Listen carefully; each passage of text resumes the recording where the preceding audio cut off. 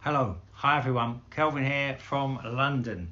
I review all types of stereo equipment, old and new. I've got tons of kit, and today I'm going to do a review of this really beautiful bit of new kit, Sugden Signature A21 Pure Class A amplification. Yeah, I'll talk a little bit about Class A in a moment, but we'll do the technical stuff.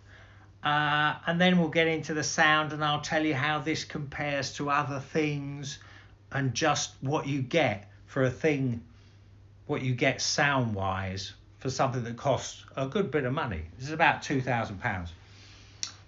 Okay, let's do the technical stuff. We've got this one has built-in Phono Stage, moving magnet, 4-line inputs, so remote control, one set of speakers, and 23 watts of pure Class A. Now you might think 23 watts, that's, what's that?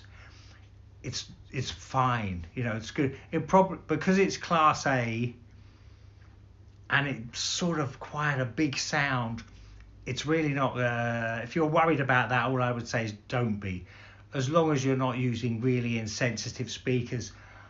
I had zero problem in this room with multiple different types of speakers getting a nice big sound out of this, because that Class A has got a lot of depth to it, Let me just say a bit about Sugden.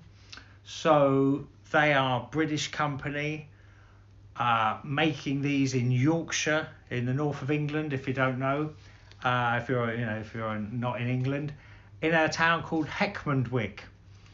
And nice touch thing they do is all the amps come with this little ticket which will tell you who made the amp and who checked it, and it seems to be handwritten. It's all handwritten. This amp appears to be made by Caroline Williams. Literally Caroline Williams. So thanks, Caroline, if you ever get to see this. So that maybe gives you the picture of what type of company Sugden are. It's not gigantic, I guess you definitely say that. Got this amp courtesy of my friends up the road at Audio Gold, by the way. Let's just say something about Class A. It's a type of amplification. It means this gets hot. It's the way the amplifier works. Now, this is the best thing I can say to explain it, but the point is there is a kind of sound signature with Class A. But essentially, if you imagine your waveform, now in a Class B amplifier, the sort of up and down is controlled by two separate entities, whereas in Class A the whole thing is controlled by one. And I'm using that word entity because I don't really know what I'm talking about, but I do know, because I've had loads of Class A amplifiers, what they give you is better grip all round. It's like the sound is really, it's just held, it makes the difference between the Class A amps and Class B amps is you will immediately feel like the Class B amp is a little bit just generally unfocused. All the fine detail is better. The bass control is better. It's just, it's considered a superior form of amplification compared to Class B, which a lot of cheaper amps are. I'm not talking about Class D or C right now, but there you go. One thing I want to worth mentioning, this having its own Phono Stage, I like that really. It's a good Phono Stage, and I like the fact that you're eliminating cables, because I've seen some people's hi-fis and there's so much, this connects to this, connects to this, connects to this. There's so much cabling. I spend a fortune on cables, but ultimately the best cable in the world is no cable. You know, you don't want cables if you can help it, you know. And anyway, so having a nice phono staging, you know, keeps the pathways simple. So that's just something I generally like to sort of to see, you know. Okay, news flash. Excuse me everyone, I'm interrupting this broadcast for I want to make a point about one of my previous videos about the JBL L82, where I made, well, you might call it an error. Fair enough, I'd call it an error. I said the tweeters should be in the middle and it would sound better, and I haven't actually done that. Put them with tweeters on the outside. These speakers are mirror images. So I just wanted to say, for anyone that watches my channel, I put the tweeters on the outside. My God, it was just better. I was completely shocked. Better vocals, even better bass. I'm not kidding, even better bass. So sorry about that. I'm literally gonna say, put the tweeters on the outside if you ask me. Okay, back to the Sugden. Let's go into this sound properly. Now, I've got all this vintage equipment, yes, and I've been playing around with all kinds of amps. I've got to say, I don't think I've ever heard that much detail as I've heard on here, you know. I mean, I've got a lot of old stuff. I've got some new stuff. I've got a Quad Elite, which is quite a new bit of kit. I've got what else have I got? I've got a name power amp.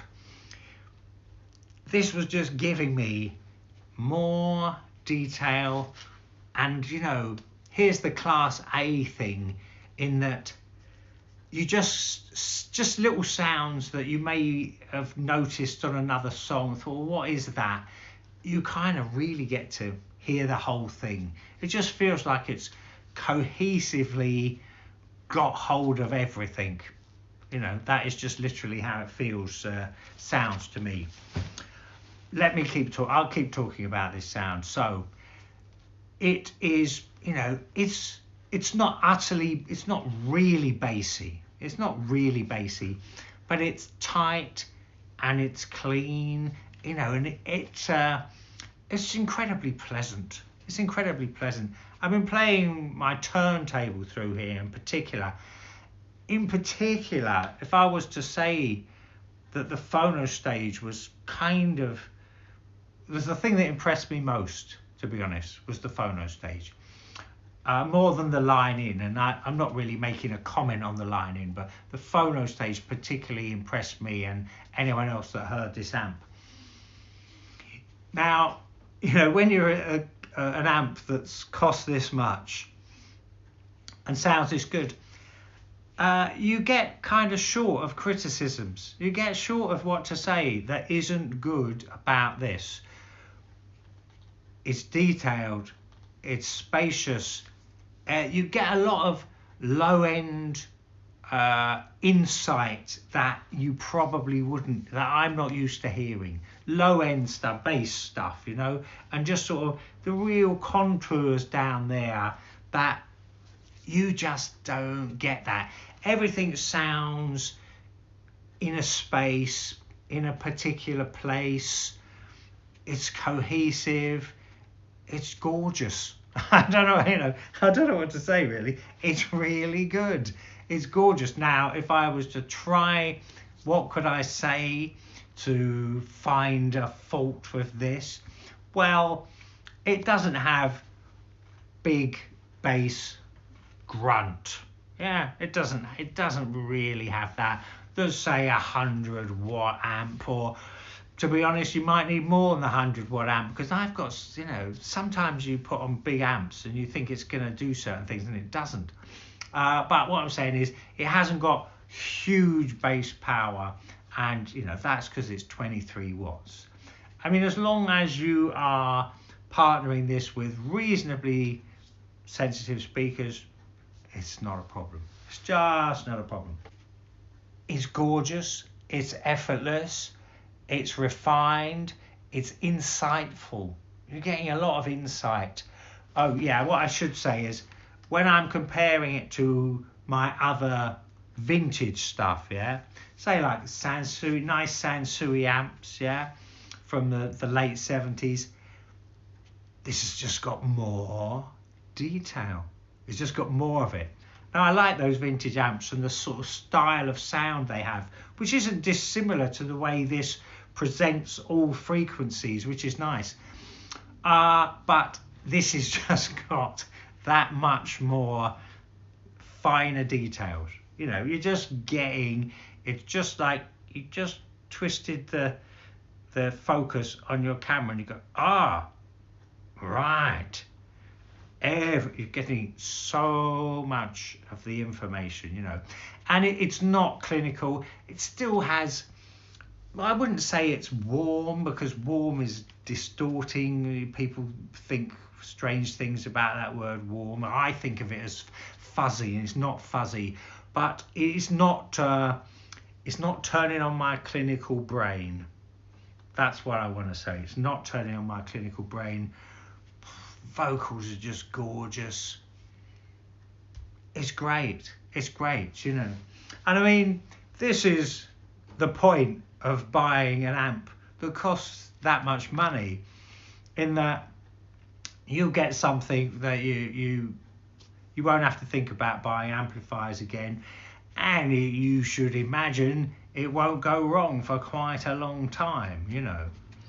So even though I'm still a vintage fan myself, but for you to know, you just get a level of detail here, which I would say is superior to other power amplifiers, setups, certainly ones that I've heard. Just so much insight, easy listening. Playing this with my Thorens 150 SME arm, ortophon blue, just a joy, just an absolute joy, and so much insight and funny sounds, all getting resolved fully. You know, any albums with just, you know, curious sound effects, you really got the whole, didn't sort of trail off into a blur or into nowhere, or just it was structured.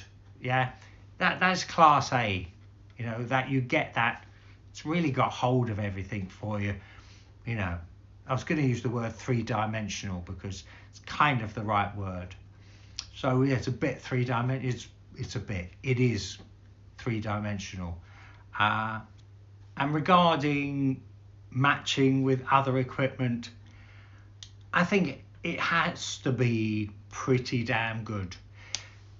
We're getting a level, just you know, the final 7%, say, of detailing out of here that you're better than you will sort of ordinarily get, and it won't play out. It wouldn't make sense if you didn't have a really good, pretty damn good pair of speakers. You know, £300 or £400 speakers. You won't get the benefits. I think I'd say that quite clearly. So, you know, same with the front end. You've got to be feeding it good signal and have some good, probably reasonably big. I always feel like bigger is better, but you know, the other equipment has to be good to make that final, you know, amount of detail get resolved and to get the benefits. So I would say you wouldn't get the benefits if the speakers weren't, say, very good, £400 speakers, something like that. I don't think it would do the trick. So I can't really fault this amp. So there you have it. If you're interested, more reviews, please like and subscribe. That's it. Thanks. Bye for now.